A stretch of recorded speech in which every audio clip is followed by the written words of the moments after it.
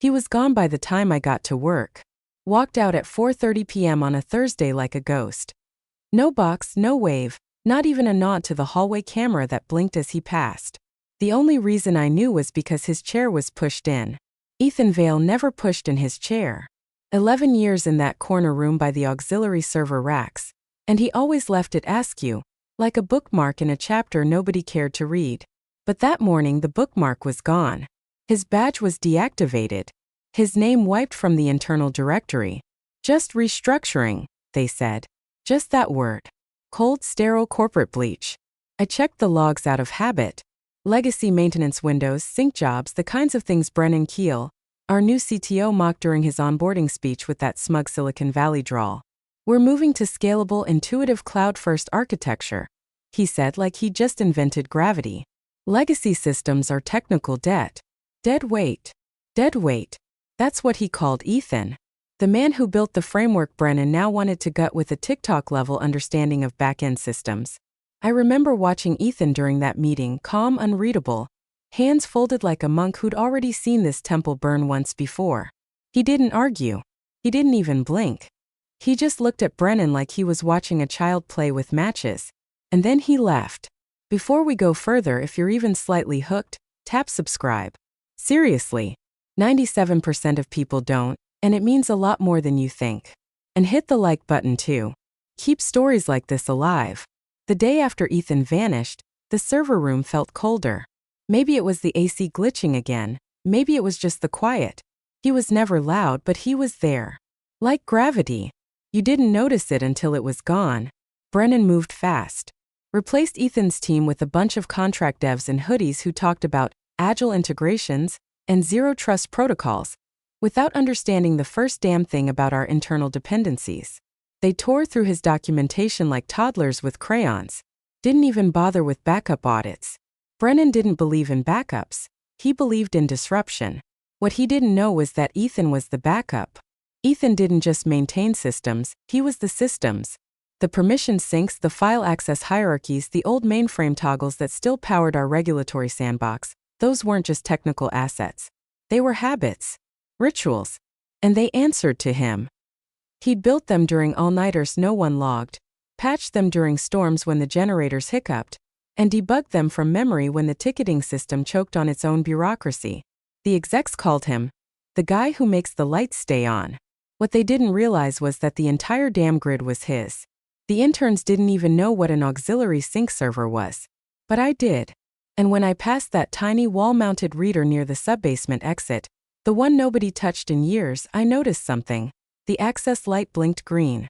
Not idle. Not red. Green. Which meant someone had authenticated. Recently.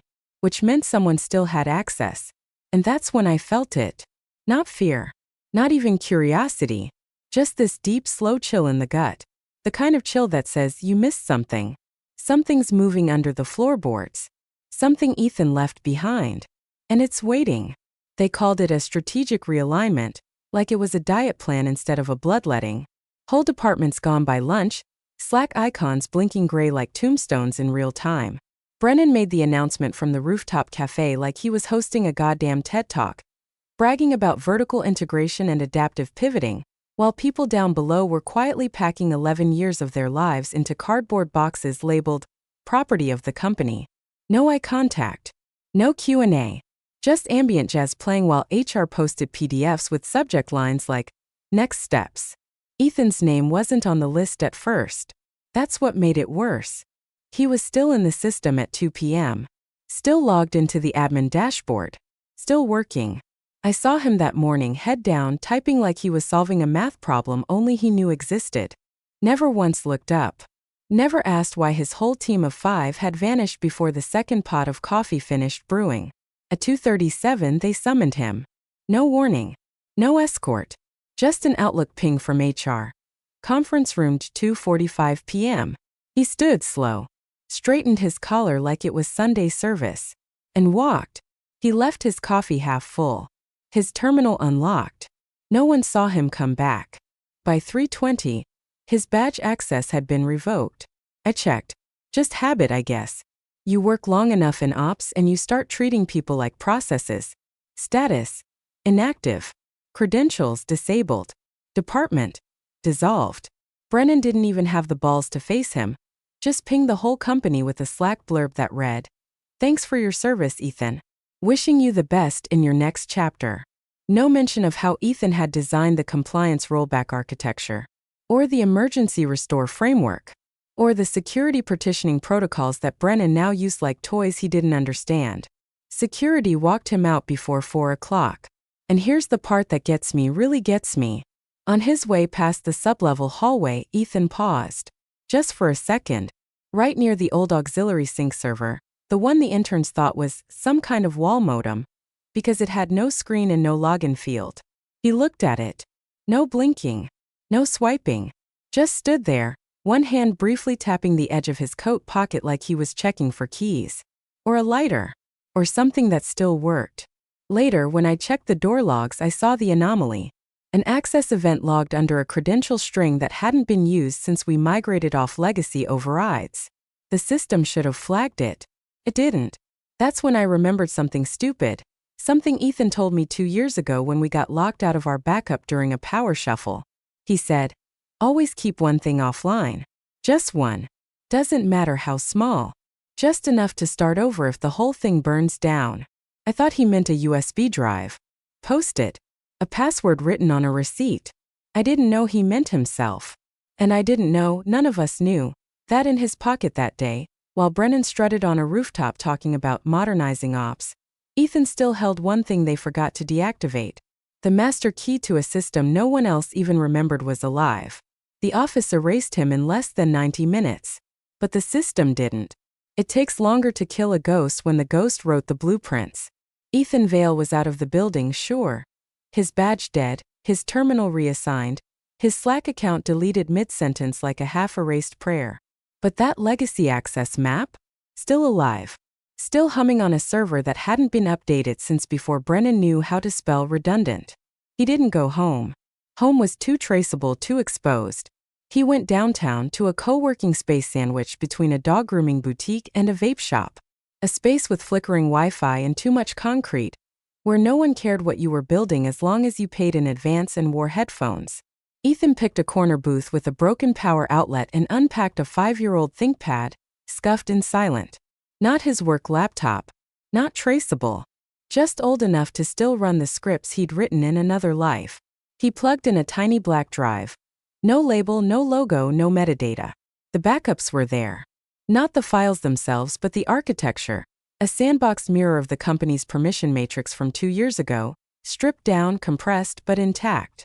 And sitting inside it, buried under 3 layers of decoy folders titled Old Underscore Notes and Q1 Underscore Taxes 3, was a single script with a name only Ethan would recognize. Quarterly_purge.realign.lock. It was never meant for sabotage. It was an audit automation tool he'd written years ago to reindex access logs after major system patches. Something to clean up broken tags and restore old permissions that accidentally got overwritten. Nobody ever used it. Brennan didn't even know it existed. But it still triggered on schedule.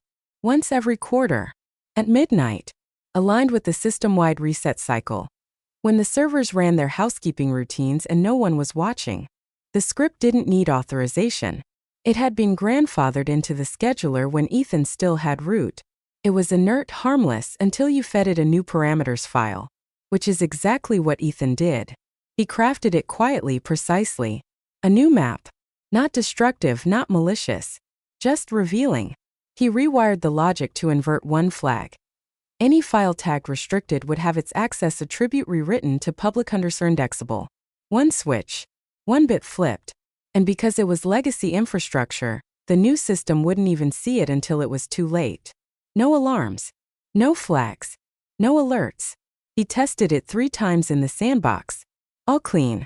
Then, like a priest lighting the last candle before leaving the chapel, Ethan encrypted the payload, dropped it into the drive's boot partition, and placed the drive inside a used Altoids tin lined with RF blocking mesh. He held it for a second, then slid it into his coat pocket.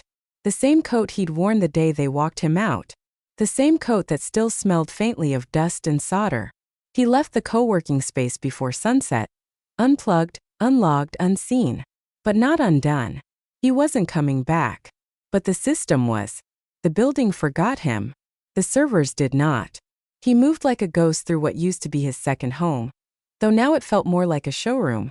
Polished, unfamiliar, staffed by people who typed loud and read nothing. They'd kept the auxiliary hallway dark. No cameras. No sound.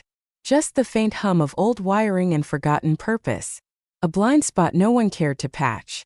That's where the reader lived. Flush with the wall, unmarked, dusty, and loyal. Ethan stood in front of it for one last calibration run. No gloves. No dramatics. Just bare fingers, steady breath, and the same coat pocket he'd tapped the day they fired him. From the Altoids tin he pulled the drive. It connected to the reader with an analog adapter he'd wired together years ago for redundancy testing. A Frankenstein thing of copper leads and stubborn faith. The moment it slid into place, the reader blinked once. Then again. Then held green. The old OS, a stripped-down permissions shell wired to the legacy sync, came alive, waiting for its first instruction in 1092 days. He didn't rush. The cascade wasn't a brute force exploit. It wasn't even sabotage.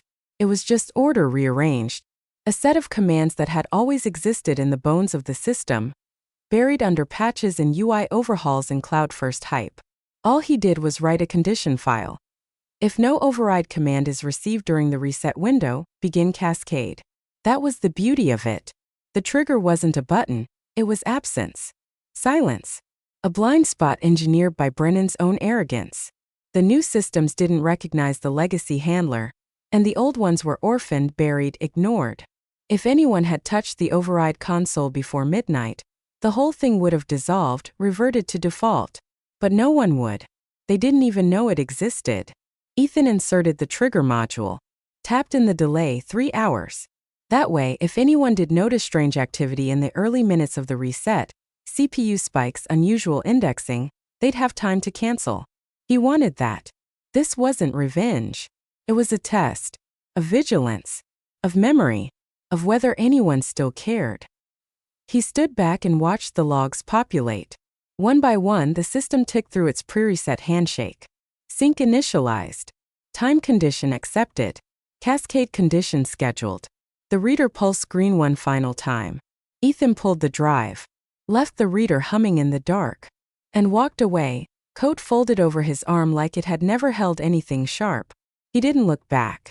Cold is the only language legacy systems understand. And silence? Silence is the only protocol that never fails. The building was dark, humming with indifference. At exactly 12 o'clock and 4 seconds a.m., the standard system maintenance cycle began, just like it had every quarter for over a decade. The senior night tech, Logan, sipped flat vending machine coffee while watching a progress bar crawl across 2 screens. Disk defrag. Log rotations. Index rebuilds. He didn't question it. Why would he? It was routine. Boring and invisible to anyone who didn't speak in timestamps and error codes. The resets always ran deep. Beneath the new cloud dashboards Brennan's team loved to show off at all-hands meetings. But beneath that gloss lived older bones. Legacy layers still wired into the reset scripts because nobody had dared to fully remove them. They were non-essential, Brennan had said, but costly to uproot. So they'd been left alone. Quiet. Dormant. Until 3:03 and 12 seconds a.m. That's when it started. The cascade wasn't loud. It didn't throw alarms or pop-ups. It didn't crash servers or lock anyone out. It was smarter than that, smoother. It moved like a tide under the floorboards. A permissions map quietly rebalanced. Flags rewritten. One by one, across the network's internal architecture, files tagged restricted were stripped of their protections. Every internal document tied to compliance, finance, legal operations, anything previously isolated, was pushed into the indexed internal search cache. Took less than 12 minutes. By 3:15, over 7,200 documents had shifted. Board memos marked exec view only surfaced in department drives. Drafts of unfiled SEC correspondence appeared in engineering folders. A financial reconciliation marked do not share. Final offer popped up in a shared team folder for junior marketing interns. The cascade made no edits. No deletions. It simply lifted the curtain. Some files dated back 5 years. Others were barely days old. Like the internal investigation Brennan had quietly suppressed after the vendor procurement audit turned up an $840,000 discrepancy. It was all there now. Indexed, searchable, ubiquitous, and through it all the logs stayed blank. No admin account flagged. No IPs traced. Just one repeating entry embedded in the metadata of every adjusted permission set. Admin override initiated. Source: ethvlegacy.keycard.001. No one in the current IT rotation even recognized the string. No one had ever seen a keycard ID formatted that way. It didn't align with current batch protocols. It didn't ping the network access logs. It existed outside of everything Brennan's team controlled. Still, the system didn't see it as a threat. To the servers, it was just Ethan coming home. By 9 a.m., the building smelled like burnt coffee and dread. Started with a ping, just one. A confused Slack message in the #legal handoff channel. Why is there a doc labeled deferred SE letter Q3? Do not file in the intern's shared drive? Nobody responded. Then another message popped up in #finance review. Are these real payout logs? Why is ops seeing this? Then #marketing noise lit up. Is this supposed to be in our folder? By 9:07 a.m. it wasn't just confusion. It was fire. People stopped working. Stopped breathing. Screens lit up with files they had no business reading. Compliance draft reports with redacted whistleblower notes. Vendor contracts showing side deals no one had cleared. Line item bonuses for C-suite executives marked as off-cycle disbursements, buried in departments that didn't even exist anymore. Every channel exploded. Private chats, panic DMs, calendar meetings popping up with names like emergency, and now. Legal was first to respond or try to. They flagged the files for deletion, but the indexer didn't care. The cascade had already replicated metadata across mirrored caches. Every time one file was removed, 6 more links surfaced in downstream folders. It was like trying to mop up an oil spill with paper towels. Someone in IT finally ran a traceback, desperate to isolate the breach. All they found was a single recurring string in the permission change logs. ethvl legacy, keycard.001. No admin ID. No device trace. It wasn't a login. It was a ghost print. And no one knew how to delete it. Peer tried to catch up, but their director was stuck on a plane. The junior manager drafted a one-liner to buy time. We are aware of the internal access anomaly and are currently investigating with IT and legal. It was sent to all staff at 9:36 a.m. and immediately leaked to Twitter by someone in compliance. By 9:44, 3 investors had scheduled urgent clarification calls. 9:50, a junior board assistant walked, pale and shaking, into the VP of Strategy's office and handed over a printed file. No header. No signature. Just a buried internal audit that dated back 6 months. It flagged a regular procurement activity tied directly to Brennan Keel's onboarding phase. Estimated risk exposure: $2.8 million. The last line of the report read, recommended escalation to Ethics and Risk Committee. Status: postponed by CTO directive. Brennan had buried it. And now it was out. But Brennan was nowhere. His office was locked. His calendar showed Client Connect remote. His phone went straight to voicemail. The exec floor turned to fog, whispers, open doors, people pacing while pretending they weren't panicking. HR tried to get ahead of it, but the VP of Ops had already printed 4 files and was standing in the CEO's office saying, "This doesn't look like a leak. This looks intentional." The CEO didn't reply. He just tapped the top of his desk. The sound echoed like a countdown. The boardroom was quiet in that unnerving way only million-dollar disaster control meetings can be. No slides. No catered spread. Just a half-lit room filled with people who suddenly couldn't blink without questioning who was watching. Brennan sat stiffly in the corner, his tie askew like he'd either put it on drunk or yanked it halfway off mid-panic. His laptop was closed, unopened since the cascade hit. No one trusted machines right now. The general counsel started slow, voice steady but eyes darting between printed logs. The exposure wasn't external, she said. No signs of an outside breach. No foreign IPs. No abnormal network access patterns. The system acted as if the permissions had always been set that way. A pause. Except they weren't. She slid a folder across the table. The CTO flinched when it touched his elbow. It wasn't thick, but it felt heavy. Paper never weighs more than when it carries blame. Inside were log excerpts, page after page of entries repeating the same haunting string. Admin override initiated. Source: ethvlegacy.keycard.001. Brennan tried to pivot fast. This isn't an override. It's a spoofed string. Somebody in IT's messing with legacy metadata to create confusion. I'll have a forensic team in by. No. The CFO interrupted sharp. This string isn't spoofed. It's part of the legacy index handler Ethan Vale designed. He hard-coded keycard triggers into the auxiliary layer to backstop system integrity during outages. Someone down the table muttered, "You mean to prevent your scalable ops from failing?" Another voice, quieter but clearer, from the Senior Director of Audit. AEL. That's Ethan Vale, right? Brennan opened his mouth to answer, but it was the CEO who spoke first. He doesn't work here anymore. Flat. Final. The sentence hung there like a punch that landed but hadn't yet drawn blood. Across the table, the Director of Risk reviewed the printed metadata again, her eyes scanning faster now, more focused. "These entries aren't new," she said. "They're old. The code paths haven't been updated since Q2 of last year. This cascade was scheduled weeks ago. We just never saw it, because we stopped looking at the legacy layer." Another silence, this one heavier. It wasn't rage. Not yet. It was worse. The dawning realization that the man they'd quietly erased, mocked, replaced with contractors who couldn't tell a protocol from a plugin, had never actually left. Not really. He'd just fallen beneath their radar. And from down there he'd watched. The CMO leaned back, exhaled like she'd swallowed a nail. "You said you revoked everything." "I did," Brennan lied badly. "You sure?"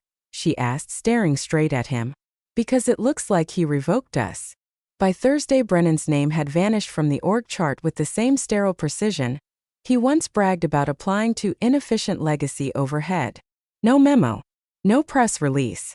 No farewell message on Slack. Just a quiet, almost embarrassed ripple of calendar cancellations and meetings marked restructuring debrief, internal only. The official line was leave of absence, but no one used that phrase out loud. Not in the halls. Not in elevators, not even behind closed office doors. People didn't whisper it, they just stopped saying anything at all. At 10:14 a.m., a short internal email hit every senior inbox. Subject: Immediate review request. Legacy access terminations. Body: Please initiate a full audit of all legacy system exits dating back 5 years. Prioritize all deprovisioning reports and verify physical backups have been decommissioned in accordance with protocol. Do not escalate externally. Questions can be directed to legal. No signature. Legal had gone quiet since the board meeting. Per was still preparing talking points, which meant someone had probably lawyered up. IT was worse. You'd think the team that prided themselves on being always on would be scrambling, patching, cleaning up the mess. But all they did was sit still, glassy-eyed, scrolling log after log, looking for something they hadn't yet found. Or maybe something they had. Someone from facilities asked during the Friday walkthrough, "Was that old backup server in sublevel 2 ever wiped?" No one answered. Another asked about the reader next to the freight stairwell, the one with the blinking light that still, even now, pulsed soft green every 5 seconds like a heartbeat buried under concrete. Again, no answer. What made it worse was the knowledge that nothing had been destroyed. No systems taken down. No money stolen. No hardware sabotaged. Everything Ethan had done was surgical. Surgical and silent. He hadn't erased data. He'd exposed it. He hadn't crashed the system. He'd used its own skeleton to change its posture. And everyone who should have noticed had been too busy syncing dashboards and chasing vanity metrics to remember who built the frame. By Monday, new security policies were circulating, rehashed, reactionary, useless. IT pushed mandatory badge reviews. Compliance initiated a full visibility protocol.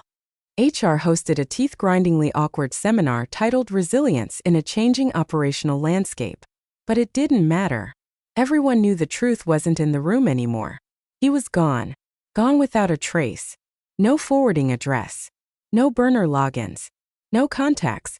Just a ripple, quiet and wide. And somewhere, buried in the deep logs, the system still whispered it every few hours like a ghost clearing its throat. HVL legacy.keycard.001. And no one, not legal, not IT, not even Brennan's frantic private investigator, could figure out where it lived.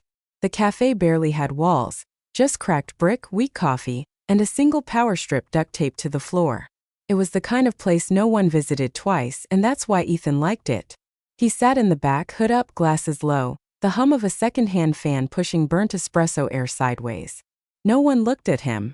No one ever did. That was the whole point. The terminal booted slow, the way old encryption rigs always do when they're doing something they weren't exactly built for. Ethan sipped from a mug that tasted like regret and checked the tunnel connection clean. Then he pulled up the heartbeat logs. They were still trickling in. Not the core files. Not anymore. Those were gone from public view. Scrubbed clean by legal and PR teams desperate to look like they'd always been in control. But the metadata, the mirrors, the cache pings from second-tier systems and half-forgotten sync nodes nobody remembered to decommission, still alive, still whispering. Every few hours, a line would appear in one of the background logs. No source, no IP, just that same echo. Admin override initiated. Source, HVL legacy.keycard.001. It wasn't dangerous anymore. Just a flicker. A pulse from the bones of a machine too stubborn to forget. Ethan watched one last packet float across the log window. It blinked then vanished. He tapped a few keys, found the embedded credential string, and overwrote it with a zero-state null. The system paused like it was waiting for him to change his mind. He didn't. The keycard ID dissolved in silence. No more pings. No more footprints. He leaned back, cracked his neck, then checked the other window, the clean one. The new one. An email sat unread. No subject line, just a company name he recognized from a conversation 4 years ago. They'd poached one of his old engineers. Told Ethan he was too internal back then. Now, we heard what happened. Want to chat? He smiled, thin and tired. There was no celebration. No vindication. Just stillness. The scale balanced, the weight lifted. It wasn't about revenge. It never was. It was about being seen by the system he'd built. Remembered. Known. They erased me at 4:30. But the system still knew my name at midnight.